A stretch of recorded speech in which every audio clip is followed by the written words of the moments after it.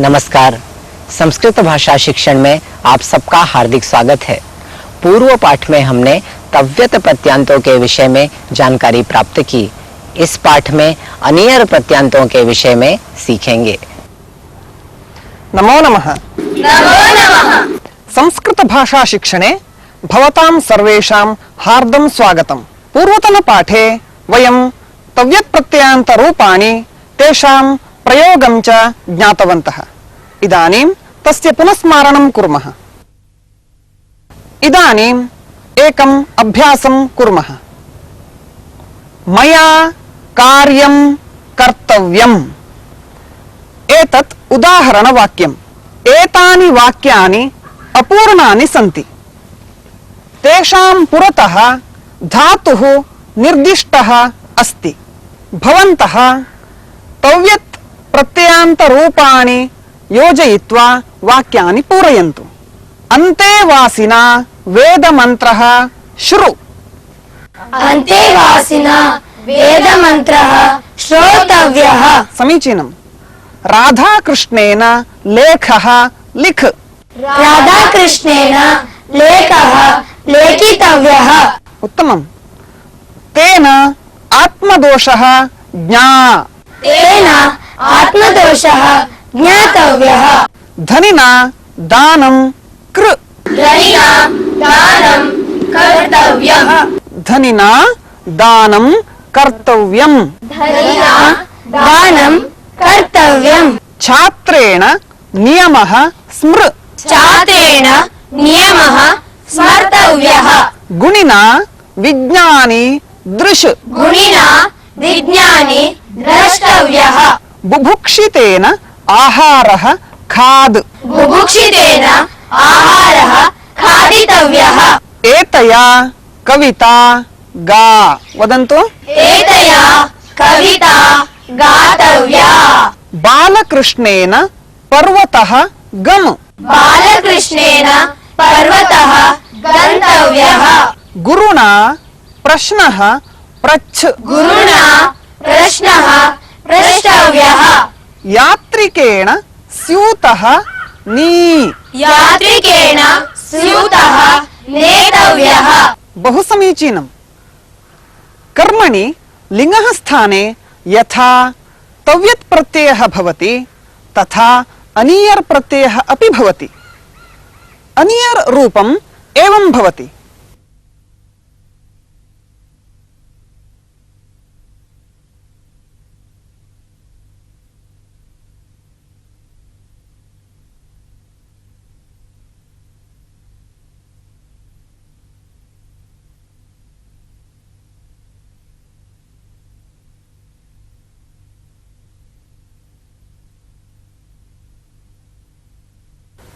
करणीयं, पठनीयं, स्मरणीयम् इत्यादि।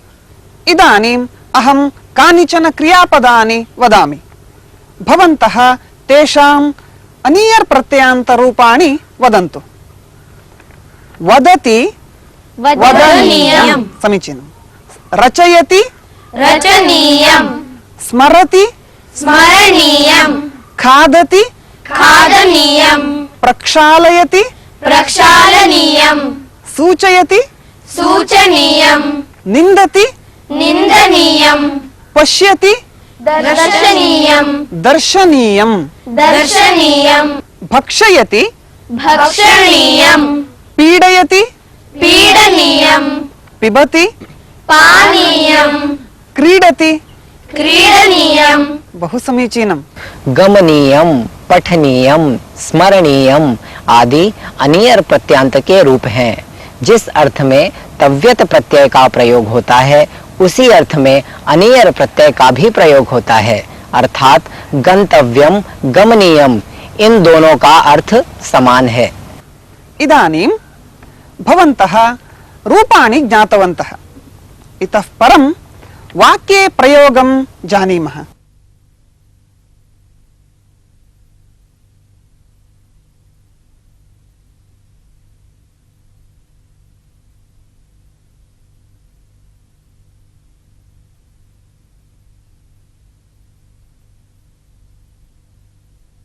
अत्र सेवकेन करणीयम्, बालकेन पठनीयम्, महिलया स्मरणीयम्, कपिना खादनीयम्, अर्चकेन पूजनीयम्।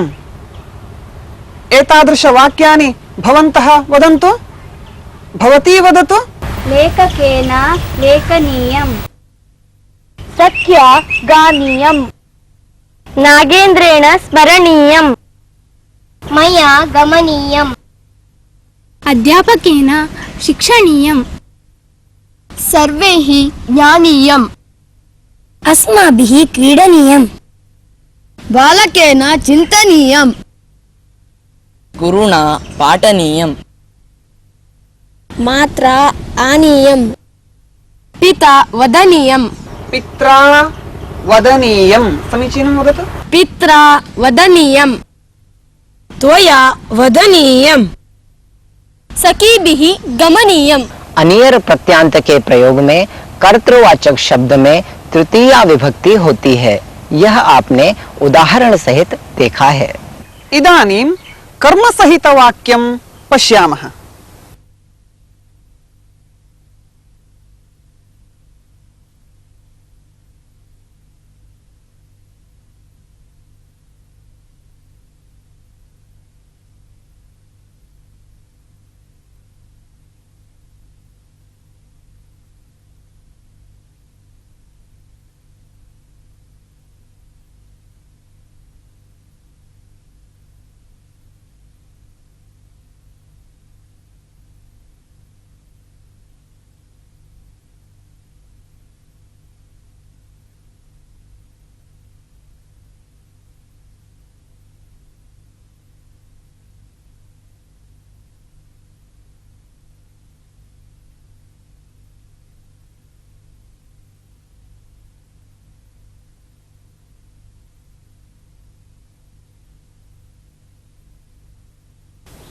अनीयर् प्रत्ययान्त रूपम् अपि कर्मपदस्य लिङ्गम् अनुसरति।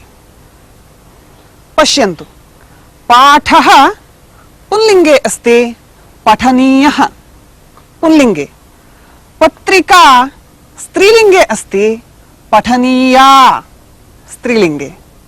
वाक्यं नपुंसकलिङ्गे अस्ति, पठनीयं नपुंसकलिङ्गे अस्ति। इदानीम् एतानि वाक्यानि भवन्तः पठन्तु। बालकेन पाठः पठनीयः, बालकेन पत्रिका पठनीया, बालकेन वाक्यं पठनीयम्। भवन्तः ज्ञातवन्तः यत् अनीयर् प्रत्ययान्त रूपाणि कर्मपदस्य लिङ्गम् अनुसरन्ति इति। इदानीं वयम् एकम् अभ्यासं कुर्मः। श्वः मया किं किं करणीयम् इति अहं कानिचन वाक्यानि वदामि। अनन्तरं भवन्तः अपि वदन्ति। मया अल्पाहारः स्वीकरणीयः, मया पत्रिका पठनीया। एतेन क्रमेण भवद्भिरपि किं किं करणीयम् इति चिन्तयित्वा वदन्तु। भवती वदतु। मया नृत्यं करणीयम्, मया टिप्पणी लेखनीया, मया शिरस्नानं करणीयम्, मया वाक्या चिन्तनीयम्, मया वाक्यं चिन्तनीयं। पुनः वदतु। मया वाक्यं चिन्तनीयम्, मया जलं पानीयम्, मया समुद्रस्नानं करणीयम्, मया सन्ध्यावन्दनं करणीयम्, मया नूतनवस्त्रं धरणीयम्, मया प्रातः योगासनं करणीयम्, मया देवपूजा करणीया, मया दूरदर्शनं दर्शनीयम्, मया पाठः पठनीयः, मया प्रश्नः लेखनीयः। अनियर प्रत्यांत रूप कर्म पद के लिंग का अनुसरण करता है। पूर्व उदाहरणों में यह आपने देखा है। यथा अनियर प्रत्ययान्त रूपाणि कर्मपदस्य लिंगम् अनुसरन्ति, तथैव कर्मपदस्य वचनम् अपि अनुसरन्ति। उदाहरणं पश्यामः।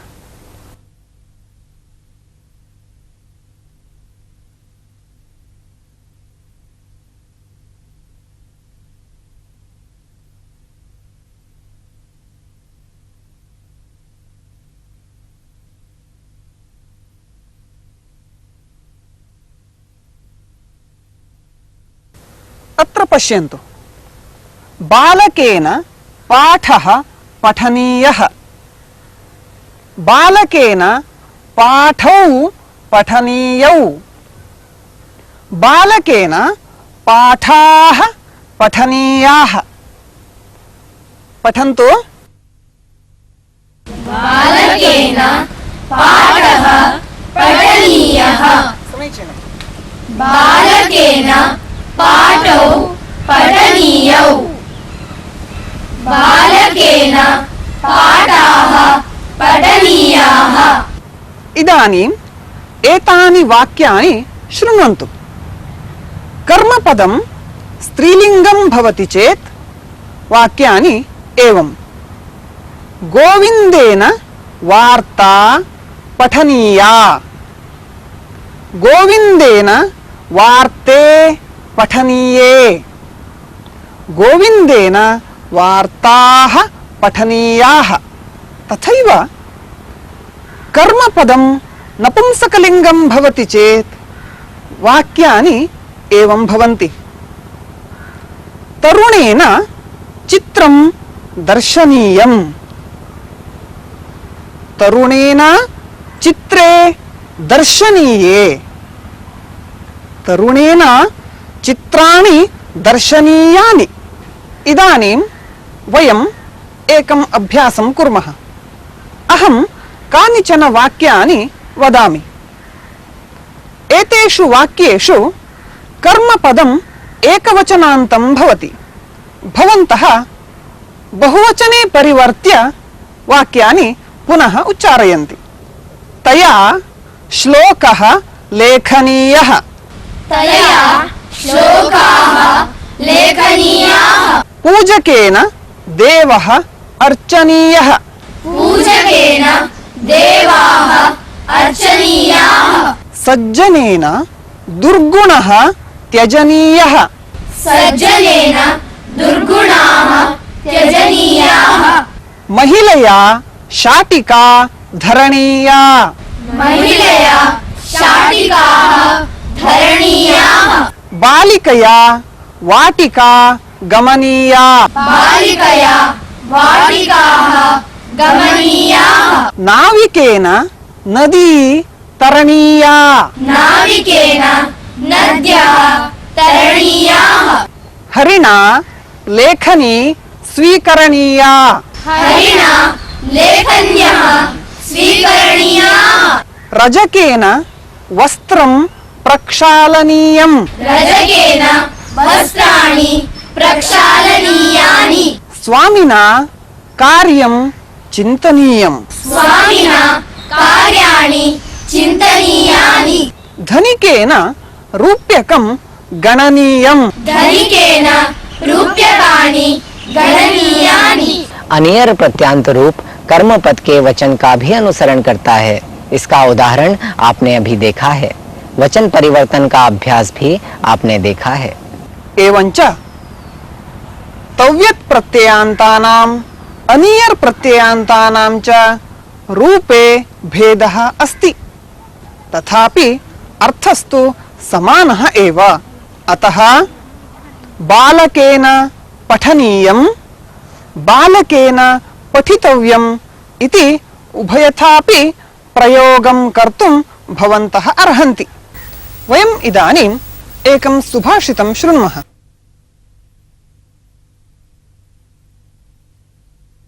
निपानमिव मण्डूकाः सरः पूर्णमिवाण्डजाः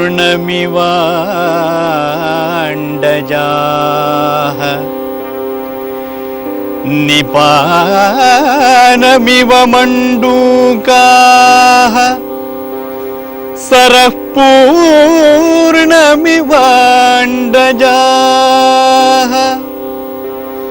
सोद्योगं नरमायान्ति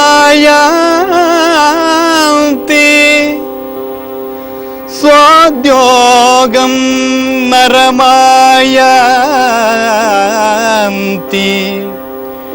विवशाः सर्वसम्पदः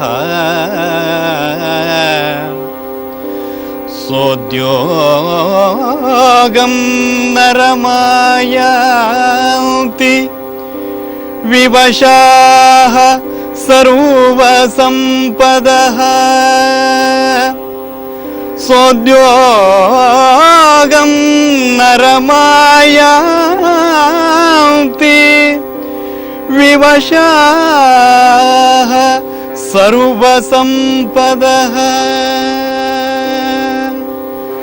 विवशाः सर्वसम्पदः विवशाः सर्वसम्पदः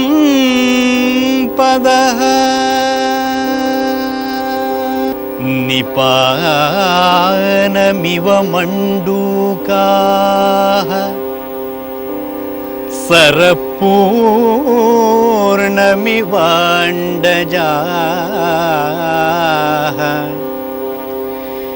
निपानमिव मण्डूकाः सरः पूर्णमिवाण्डजाः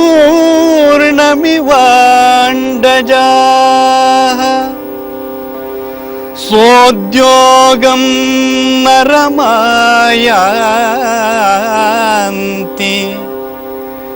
सोद्योगं नरमायान्ति विवशाः सर्वसम्पदः सोद्योगं नरमायान्ति विवशाः सर्वसम्पदः सोद्योगं नरमायान्ति विवशाः सर्वसम्पदः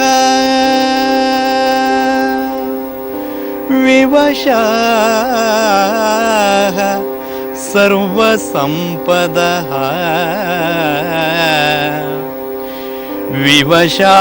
विवशाः सर्वसम्पदः।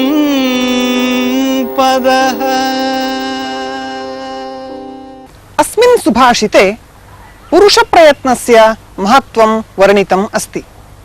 मण्डूकाः स्वयमेव जलस्थानं गच्छन्ति, पक्षिणः स्वयमेव सरोवरं गच्छन्ति, तथैव सर्वाः सम्पत्तयः उद्योगशीलं पुरुषम् उपगच्छन्ति इति। सुभाषित का अर्थ, मेढक स्वयं ही जल स्थान पर जाते हैं, पक्षी भी जल पीने के लिए स्वयं ही सरोवर में जाते हैं। इसी प्रकार सभी प्रकार की संपत्ति उद्यमशील मनुष्य के पास स्वयं ही आ जाती है।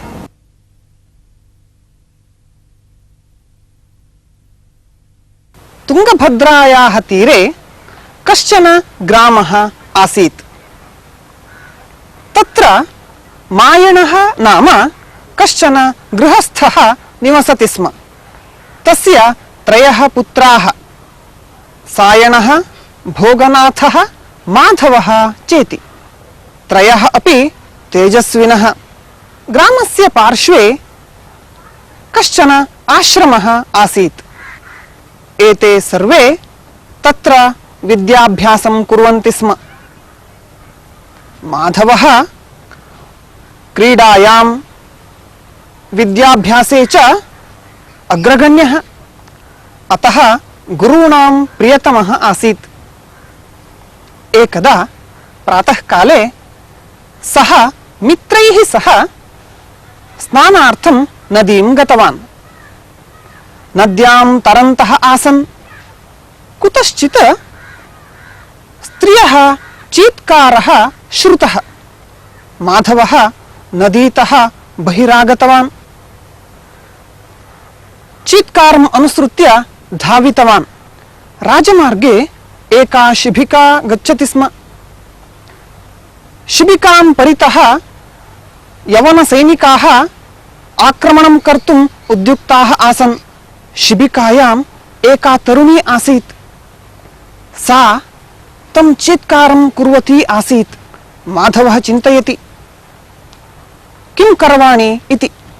तस्य हस्ते किमपि आयुधं नास्ति, निरायुधः। सः तत् अविगणय्य तेषाम् उपरि मुष्टिप्रहारं कृतवान्।